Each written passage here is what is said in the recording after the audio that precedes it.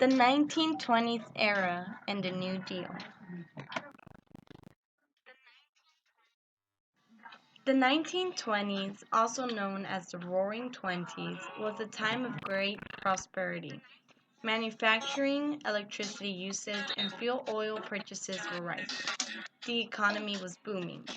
One of the most thriving industries was that of the automobile.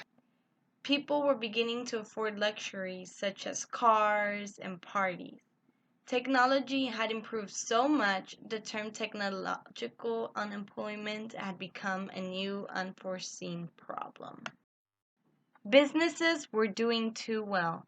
They were working on keeping the cost of labor low while increasing productivity. In other words, workers' salary was not rising with the amount of production.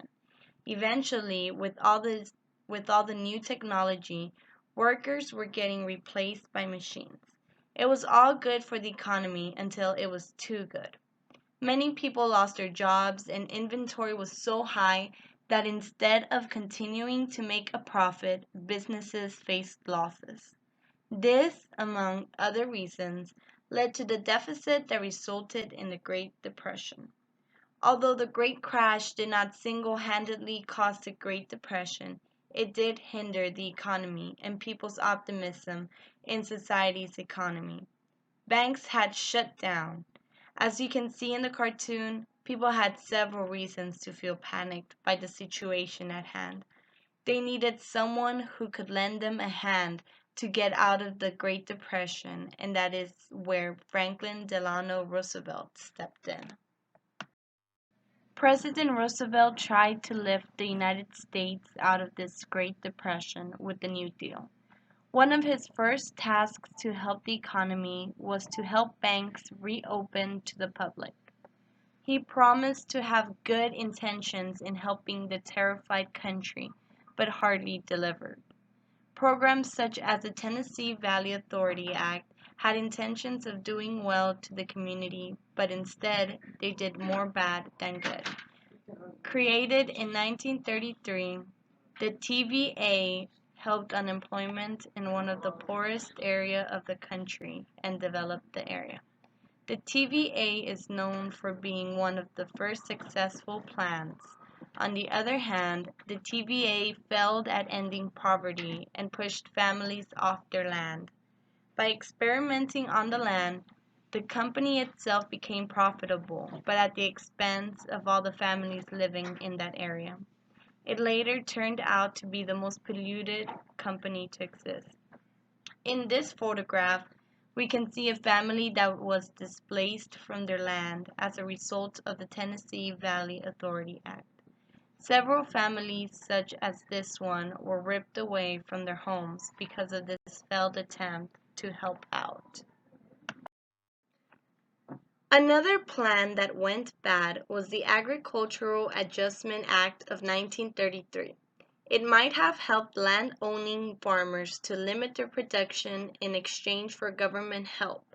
On FDR's rise to presidency, he promised to help the nation out of the Depression, to help all the classes in our economy, but that was not the case with the Agricultural Adjustment Act.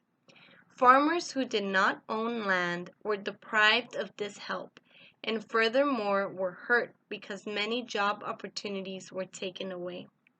As Farmer Bond wrote on a letter to Representative Henry Rainey, you cannot legislate from the pockets of one class and put in pockets of another class and meet with any success. It was not fair that FDR was helping one class while harming another one. That was not what he promised when he took office. Farmers that did not own land were getting hurt in this economy even more so, while farmers who owned land were getting helped. Farmers without land were getting by as it was, to be taken away the little money they had made in the jobs as tenants and sharecroppers. As we can see, everything is connected, from the Roaring Twenties to the Great Depression, to FDR's rise to presidency, to the New Deal. Because of the booming economy in the 1920s, companies got comfortable with the economy until the economy fell and the country landed in the Great Depression. Then FDR rose to the occasion and introduced his now famous New Deals that promised to help, but didn't help equally. One of his biggest mistakes was preferring a class over the other when coming up with his plans. As we can see in the statistics, everybody was economically hurt between 1929 to 1939, even with the government help provided through Social Security and other government help.